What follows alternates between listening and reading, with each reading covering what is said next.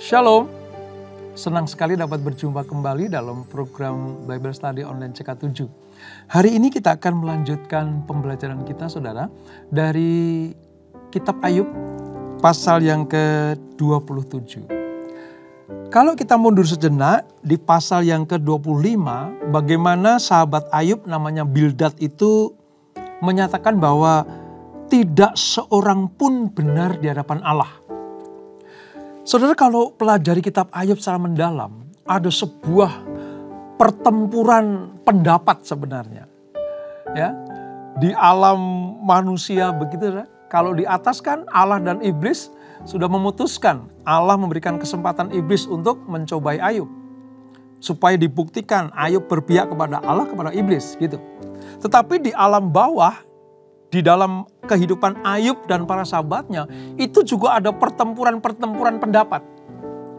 Nah, salah satu sahabat Ayub namanya Bildad menyatakan, gak ada orang yang benar. Gak ada, termasuk kamu, Ayub. Kalau kamu mengalami seperti ini karena kamu salah. Ayo bertobat, ayo akui Tuhan. Kira-kira seperti itu. Nah, saudara, Ayub menjawab, siapa yang dapat mengerti kebesaran Allah? Dari awal aku katakan aku tidak bersalah. Tapi kalau toh kamu menganggap aku bersalah, gak ada yang tahu keputusan Tuhan itu seperti apa. Nah, pada pasal yang ke-27 ini, Ayub sedang menekankan, memberikan pengertian kepada Bildad bahwa nanti suatu saat orang yang berbuat jahat kepadaku dan orang yang berbuat jahat kepada sesamaku yang hidupnya benar tapi berbuat jahat, dia pasti akan dihukum. Orang fasik pasti akan dihukum. Itulah Ayub pasal yang ke-27. Sebelum kita baca, kita renungkan, mari kita datang kepada Tuhan. Kita sembah Dia semua. Kita muliakan nama-Nya. Semua karena anugerah-Mu.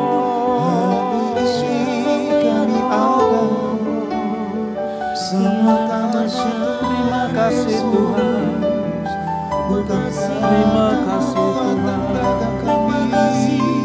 Kami datang kehadiran-Mu. Oh, Jesus, Jesus. Semua karena anugerah-Mu.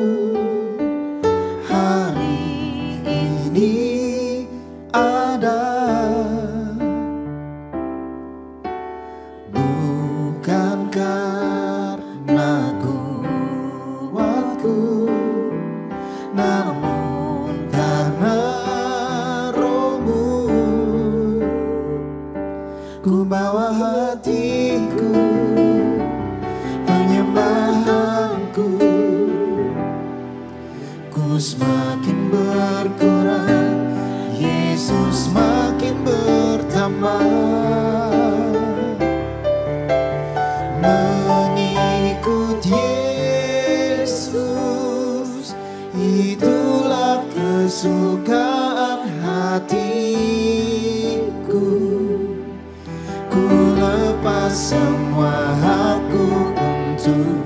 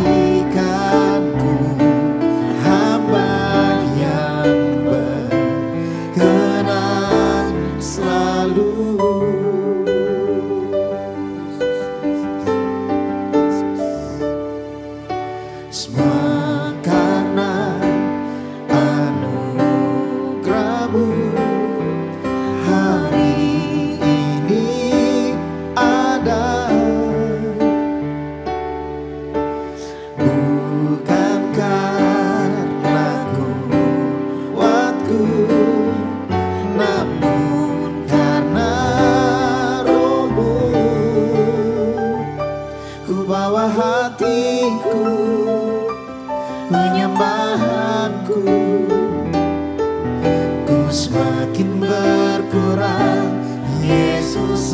makin bertambah. Mengikut Yesus, itulah kesukaan hatiku. Ku lepas semua hakku untuk mengenal kehendaknya di hidupku. Mengiring Yesus, itulah kekuatan hidupku. Ku yakin anugerahnya mampu jadikanku hamba yang berkenan selalu.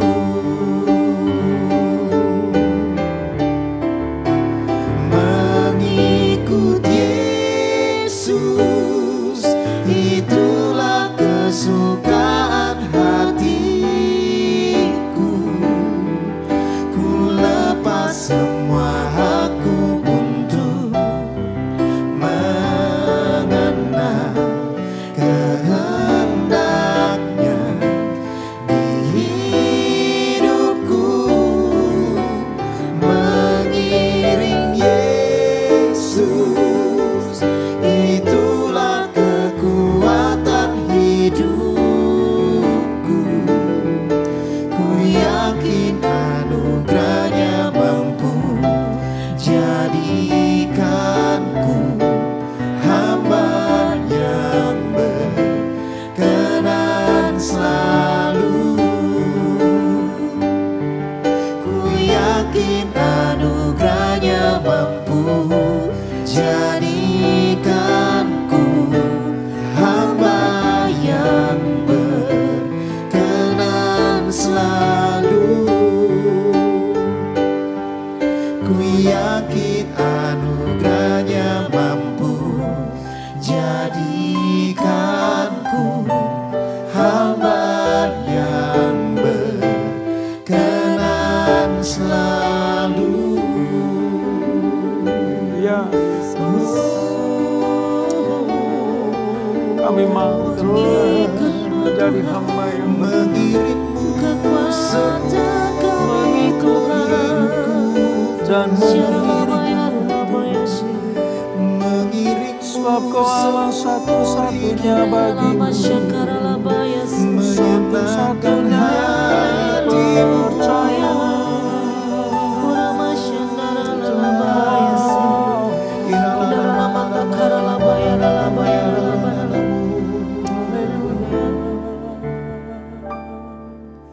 Mataku tertuju padamu, segenap hidupku ku serahkan padamu. Bimbing aku masuk rencanamu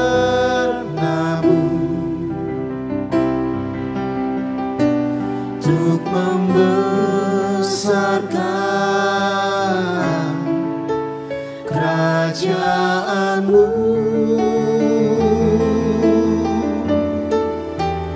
Ku mau mengikuti kehendak-Mu ya Bapa. Ku mau selalu menyenangkan hati-Mu.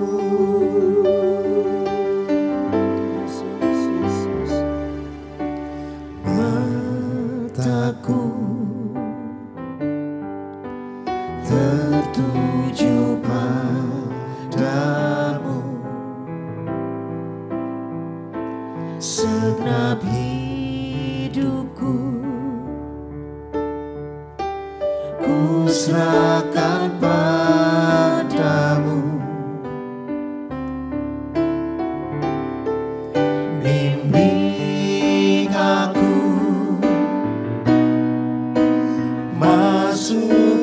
rencana-Mu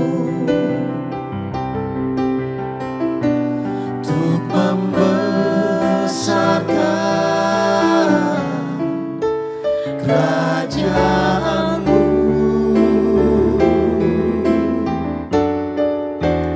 Ku mau mengikuti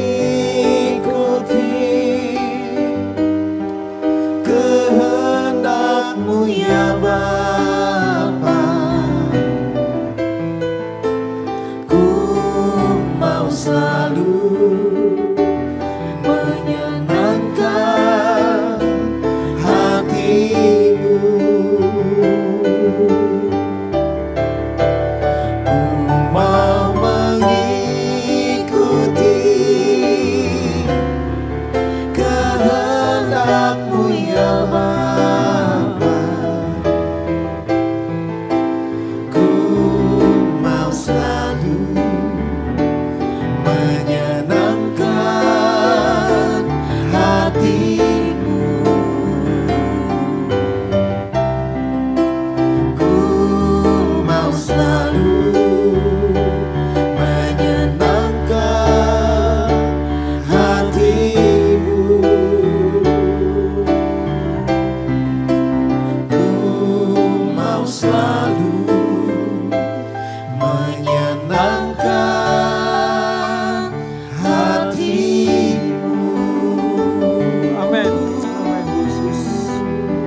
Apapun yang terjadi, bagaimanapun keadaan, kami tetap mau menyenangkan hati. Kami mau tetap menyembah Engkau. Kami tetap percaya kepada Engkau. Apapun yang terjadi dan bagaimanapun keadaan kami, Engkaulah yang kami percayai. Terima kasih Bapa.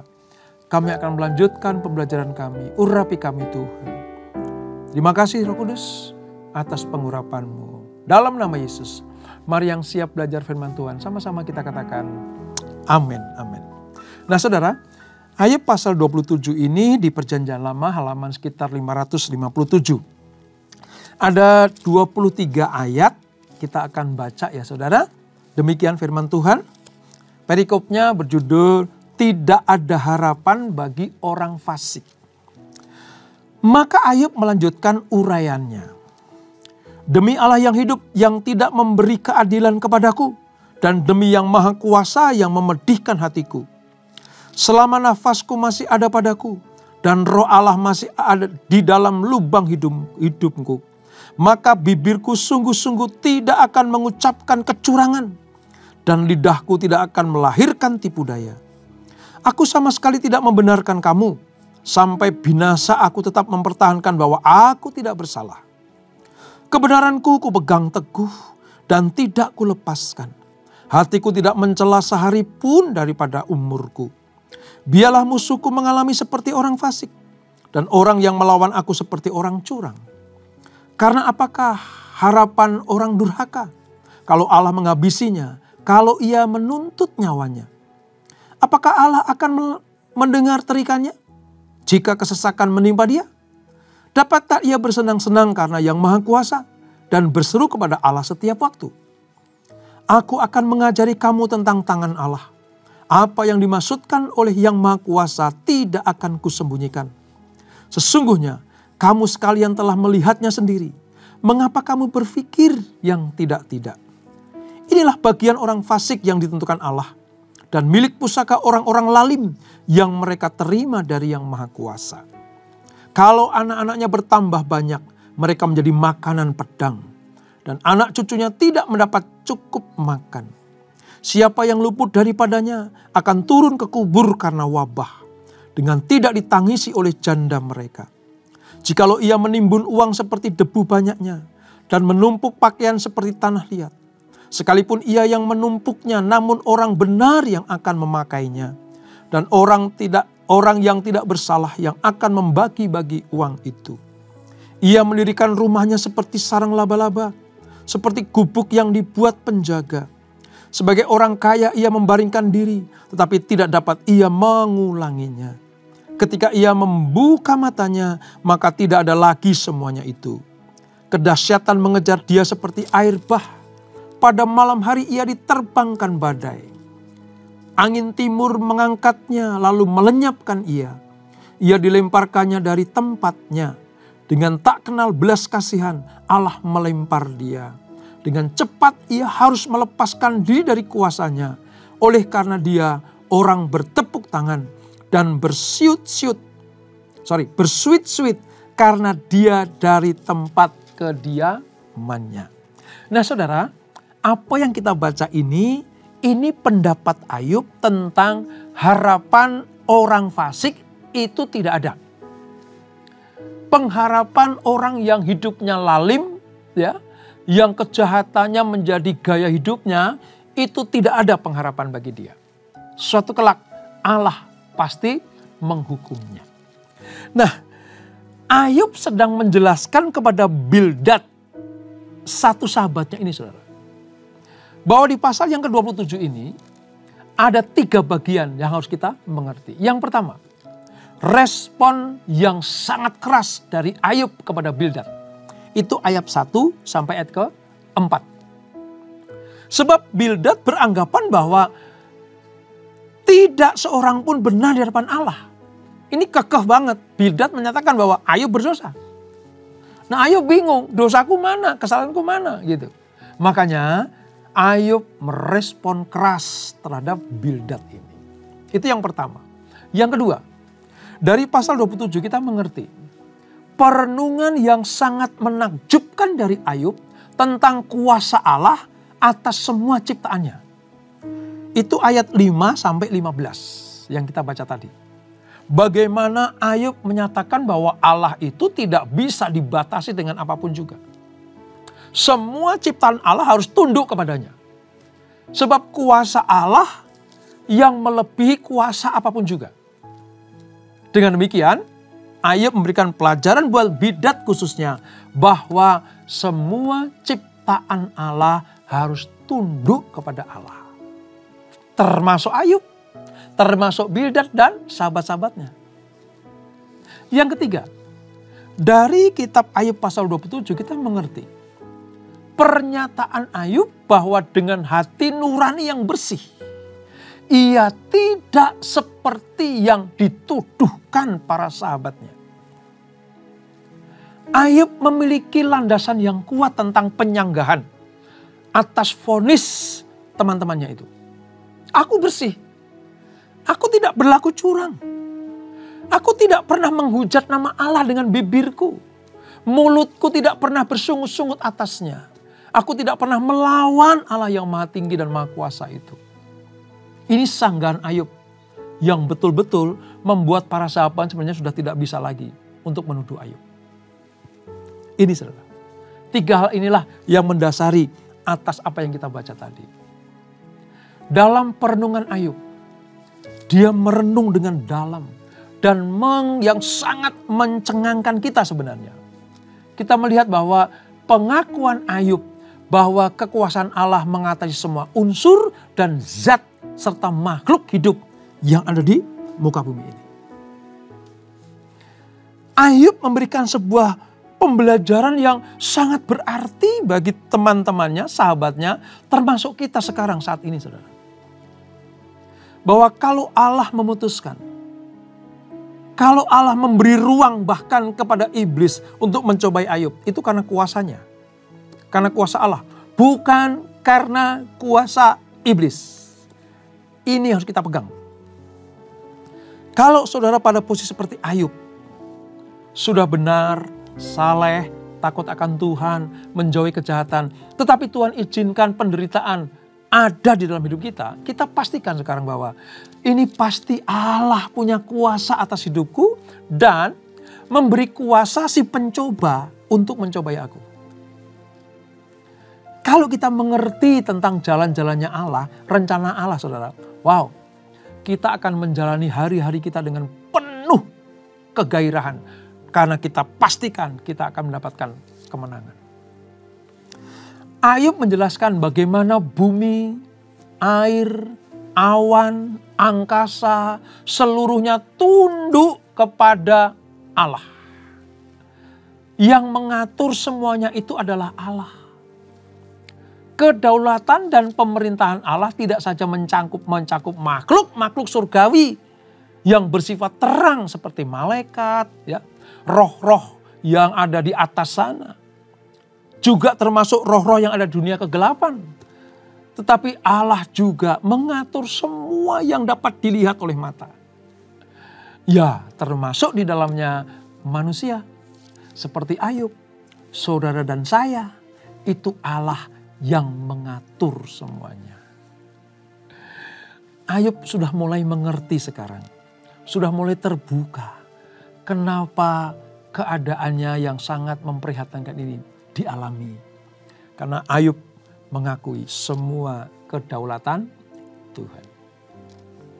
Berikutnya saudara, Ayub itu memberikan sebuah pernyataan yang mengejutkan sebenarnya.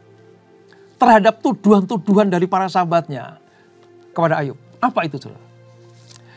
Kalau kita sedikit teliti ya, sebenarnya Ayub itu sedang mengajukan banding kepada Allah sendiri. Tanpa diajari oleh para sahabatnya. Seolah-olah Ayub sedang mengajukan banding kepada Tuhan.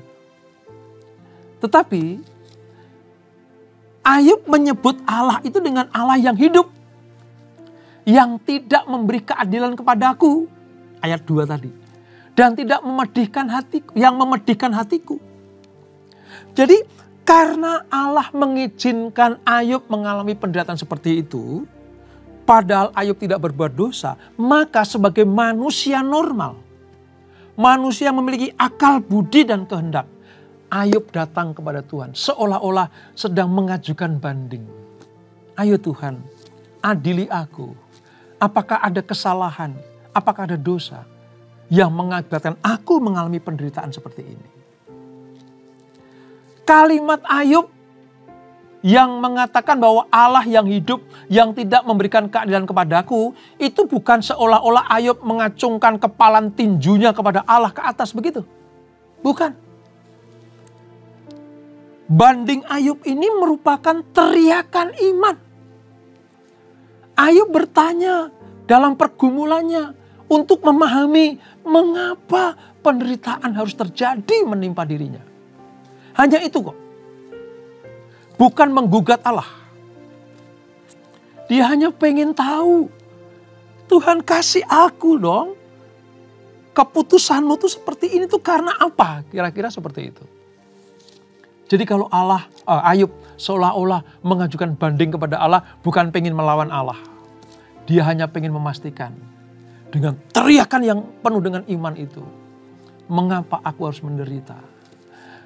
Mengapa aku harus mengalami hal yang seperti ini? Padahal syarat-syarat kemakmuran, syarat-syarat kebaikan Tuhan ada padaku semuanya. Itu saudara. Kita mengerti sekarang bagaimana pikiran Ayub. Dan kita juga mengerti bagaimana pikiran Allah. Kalau Allah dan umatnya yang taat setia ini mengalami hal-hal yang sifatnya di luar hukum-hukum manusia. Kita pastikan Allah sedang menguji Ayub. Ucapan Ayub ini suatu klaim, ya, suatu pendapat pribadi Ayub menuntut keadilan dari kenyataan hidup yang dirasakannya kok tidak adil. Ini manusiawi saudara. Pernah kan saudara atau dengar orang berkata, mengapa Tuhan kok izinkan aku mengalami seperti itu? Begitu. Keluh kesah seseorang ketika di hadapannya ada penderitaan. Mengapa Tuhan izinkan ini terjadi? Mengapa kau ambil orang yang aku kasihi? Mengapa hilang lenyap harta bendaku padahal aku tidak berbuat salah? Gitu. Ini sebenarnya saudara, bahwa Ayub sedang memberikan alasan kepada Allah bahwa hati nurani yang murni dalam diri Ayub itu diutarakan kepada Allah. Ayub tidak menerima begitu saja alasan mengapa dia menderita. Ya, Ayub mengakui kuasa dan kedaulatan Tuhan. Tetapi terhadap persoalan hidup, Ayub berdiskusi dengan Allah. Ayub pengen berkeluh kesah kepada Tuhan. supaya semua tuduhan sahabatnya itu termentahkan. Tuduhan sahabat kepada Ayub itu dapat dijawab dengan tepat tanpa mengucapkan kata-kata bersalah di hadapan Tuhan. Ini hebatnya Ayub, saudara. Dia mengerti sekarang bagaimana Allah yang berkuasa itu memberikan ketetapan atas peristiwa yang dia hadapi. Nah, kalau kita renungkan ya saudara, Ayub ini adalah salah satu teladan terbesar mengenai hal ketabahan dalam keyakinan, kesetiaan kepada kebenaran, dan ketekunan di dalam iman. Sekali lagi saya katakan, kalau kita pengen mencontoh satu tokoh Alkitab, bagaimana dia memberikan teladan yang terbesar mengenai ketabahan dalam keyakinan, kesetiaan kepada kebenaran, dan ketekunan di dalam iman, Ayublah orangnya. Tekadnya yang tidak menyimpang untuk mempertahankan integritasnya. Dan dia tetap setia kepada Allah. Tidak ada bandingnya di dalam sejarah keselamatan orang percaya. Ayub itu dilolosi semuanya loh saudara. Habis-habisan. Orang yang dicintainya, termasuk anak-anaknya, termasuk istrinya, harta bendanya, bahkan tubuhnya sendiri. Habis-habisan. Dijarah habis oleh iblis. Tinggal nyawanya saja. Tapi sekalipun Ayub tinggal nyawa dan raga, namun imannya tidak pernah meninggalkan dirinya. Itu hebat. Pencobaan, penderitaan, atau bungkamnya Allah yang tidak mengubah keadaan Ayub segera itu tidak membuat Ayub mengubah kesetiaannya kepada Allah. Walaupun seolah-olah Allah itu acuh tak acuh kepadanya. Walaupun seolah-olah Allah meninggalkan Ayub. Tetapi Ayub tidak pernah mengubah kesetiaannya kepada Tuhan. Dia tetap percaya Tuhan pasti berpihak kepadanya. Dia menolak untuk mengutuki Allah. Saudara. Kalau kita ingat ya Ayub pasal 2 itu. Ya, di ayat yang 9 istrinya bilang kutuki Allahmu. Gitu. Tapi Ayub, kau seperti orang gila. Apakah kau hanya mau terima yang baik dari Allah saja? Apakah ujian ini tidak dapat kita terima dengan ucapan syukur? Itu pendapat Ayub. Dia menolak untuk mengutuki Allah. Karena dia tahu yang berkuasa mengatur segala sesuatu adalah Tuhan yang dia percayai. Tuhan yang kepadanya dia membawa korban persembahan. Itulah Ayub saudara. Nah, bercermin dari ini, belajar dari ini, mari sebagai orang-orang yang percaya kepada Tuhan, kita tetap harus setia kepadanya, setia kepada Allah sepanjang kita mengalami pencobaan. Kesusahan boleh silih berganti menghampiri kita. Mungkin hari-hari kita dipenuhi dengan kegelapan. Kadang kita tidak bisa berjalan maju barang selangkah pun karena kita nggak tahu lagi apa yang terjadi. Keraguan-raguan mungkin menyelimuti kita. Ketakutan itu menguasai hidup kita. Tapi kita belajar dari Ayub ini. Tetap setia, percaya kepada Tuhan. Wow. Dengan sangat yakin kita harus berani bertekun dalam iman. Teguh hingga akhir. Kalau itu kita lakukan, kita akan menjadi orang-orang yang disebut sebagai orang-orang yang mampu mengalahkan keadaan, saudara.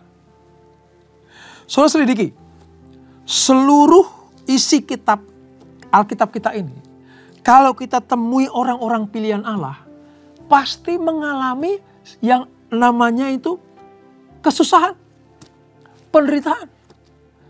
Coba sebutkan siapa saja, saudara. Mulai dari Abraham, wow, Abraham diuji luar biasa. Bukan cuma ujian tentang keluar dari daerahnya atau tanah kelahirannya di Ur-Kasdim lalu pindah ke Haran lalu keluar dari sana. Abraham diuji luar biasa. mempersembahkan Ishak anaknya yang tunggal yang dikasihi, dia lakukan. Siapa lagi coba? Yusuf, anak Yakub itu. Ujiannya luar biasa. Dimusuhi atau dibenci kakak-kakaknya. Dibuang ke sumur, dijual sebagai budak. Ditawan karena apa itu? Keputusan-keputusan yang salah. Gosip yang melanda Yusuf. Sehingga dia harus ditahan di penjara. Dia jalani dengan taat. Tetap setia kepada Allah. Akhirnya apa? Yusuf dipermuliakan. Abraham dipermuliakan. Musa yang digadang-gadang jadi penggede atau pembesar di Mesir. Itu kalau bisa jadi tangan kanannya Fir'aun berikutnya. Tapi menyadari bahwa dia bangsa pilihan, dia harus keluar dari istana Fir'aun. Nggak mudah, saudara. Sudah menikmati kemuliaan, ya, sudah menikmati hidup yang enak selama 40 tahun. Dia harus keluar dari lingkungan kerajaan. Nggak mudah. Di sana dia diuji di padang gurun. Tapi akhirnya Allah menyatakan orang yang lembut hati dan sahabat Allah itu adalah Musa. Seperti siapa lagi? Semuanya saudara. Di perjanjian baru banyak mengalami masalah-masalah, mengalami problem-problem kehidupan, tetapi mereka tetap setia kepada Allah. Ada sih 1-2 ya yang keluar dari jalurnya Allah, keluar dari kesetiaan Allah. Contoh seperti raja pertama Israel namanya Saul. Lalu ada 2 Yudas Iskariot, tidak tahan terhadap pencobaan, tidak tahan terhadap masalah sehingga dia mengambil keputusan yang salah juga. Tapi dari kitab Ayub ini kita belajar bagaimana Ayub mempertontonkan dirinya kepada para sahabatnya, kepada kita semuanya, bahwa di tengah-tengah penderitaan dia tetap setia kepada Tuhan. Dia bertekun dalam iman dan dia tetap tegak berdiri sampai akhir. Mereka tidak menyerah, saudara. Mereka tidak menyerah. Mereka berpegang erat dan tulus hati untuk mempercayai semua firman dan keputusan Allah. Mereka selalu berusaha untuk memelihara hati nurani tetap benar. Mereka tetap menjaga kehidupannya tetap kudus di hadapan Tuhan. Kalau ada kata-kata seolah-olah menentang Allah, itu bukan karena Ayub sedang pengen melawan Allah. Tapi dia sedang menyatakan kondisi yang sebenarnya dalam dirinya. Dan itu diperhitungkan Allah bukan sebagai sebuah kesalahan. Tapi bagaimana Allah melihat Ayub, dia sebagai manusia yang punya hak untuk bertanya kepada Allah. Luar biasa bukan? Oleh sebab itu, mari sadari di tengah-tengah penderitaan kita datang kepada Tuhan, setia kepada Tuhan. Keputusan untuk tetap setia kepada Allah dan bertahan dalam iman, pengharapan dan kasih merupakan kewajiban kita sebagai orang percaya. Memperkatakannya itu mudah, saudara. Ya. Bacanya juga mudah. Tapi kalau Tuhan perhadapkan hal ini kepada kita, mari kita tetap setia kepadanya.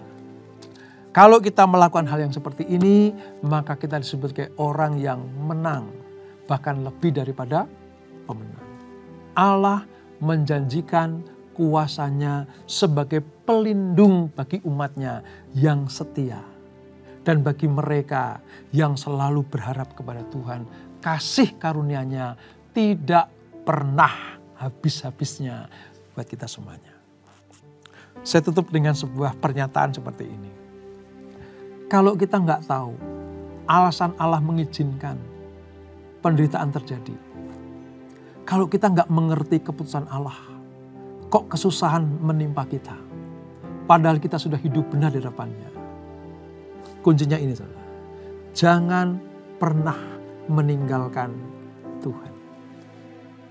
Jangan pernah. Supaya apa? Supaya kita segera dipulihkan Tuhan. Supaya Tuhan segera memulihkan kita. Jangan pernah keluar kata-kata dusta, kata-kata berdosa, kutukan atau sungut-sungut. Israel dihukum Tuhan di padang gurun karena persungutannya. Dia nggak tahu rencana Tuhan yang luar biasa. Masuk ke tanah perjanjian yang penuh dengan susu dan madu. Hanya orang yang setia. Hanya orang yang taat kepada perintah Allah seperti Kaleb dan Yosua yang masuk ke tanah perjanjian. Mengalami glorifikasi. Sebab menang pada saat disentifikasi. Dan itulah Ayub pasal yang ke-27. Kita berdoa. Bapa, terima kasih untuk anugerah-Mu. Kami mengerti sekarang mengapa Ayub mengalami kemenangan demi kemenangan di akhir hidupnya. Sebab Ayub mempertahankan imannya, mempertahankan pengharapannya hanya kepada Allah yang membuat keputusan yang besar, yang berkuasa atas segala yang ada. Baik di bumi maupun di surga, semuanya ada dalam kendali Allah. Itulah sebabnya Ayub memberikan pelajaran buat ketiga sahabatnya. Dan kepada kami pada hari ini. Bahwa di tengah-tengah penderitaan orang benar. Di tengah-tengah kesulitan orang-orang yang saleh dan takut akan Tuhan. Ada rencana Tuhan yang besar. Supaya kemuliaan, glorifikasi itu dapat kami terima. Ingatkan kami ya Tuhan, supaya kami tetap terus taat setia kepada keputusan-Mu. Tidak meninggalkan Tuhan, tidak mencari ilah-ilah yang lain, yang seolah-olah mampu menyelesaikan masalah kami. Justru kalau kami datang ke ilah yang lain, masalah kami akan semakin berat. Tapi kalau kami datang kepada Allah yang benar, di dalam Yesus Kristus Tuhan Allah kami itu, maka seberat apapun masalah kami cakap menanggung segala sesuatu. Sebab Allah turut bekerja dalam kehidupan kami. Terima kasih untuk kasih setiamu. Terima kasih untuk keputusanmu. Terima kasih untuk pertolonganmu dan pelindunganmu. Kami percaya Engkau sekali-kali tidak pernah meninggalkan kami. Dan itulah Allah kami yang kami sembah. Berkati anak-anakmu, berkati kami semuanya. Keluarga demi keluarga, pekerjaan, bisnis, usaha anak-anakmu, semuanya diberkati Tuhan. Dan sebelum kami tinggalkan acara ini, kami siapkan hati kami terima berkat yang daripadamu. Kekasih Kristus arahkan hatimu kepada Tuhan. Terimalah berkat kasih anugerah dari Allah Bapa yang berlimpah-limpah. Di dalam anak yang tunggal Tuhan Yesus Kristus. Dan persekutuan yang manis dan Roh Kudus menyertai kita semuanya. Mulai saat ini sampai Maranatha. Yesus datang yang kedua kali menjemput kita semuanya. Bertemu di awan-awan yang permai. Menikmati kemuliaan kekal sampai selama-lamanya. Yang diberkati. Sama-sama kita katakan amin, amin, amin. Tuhan Yesus memberkati.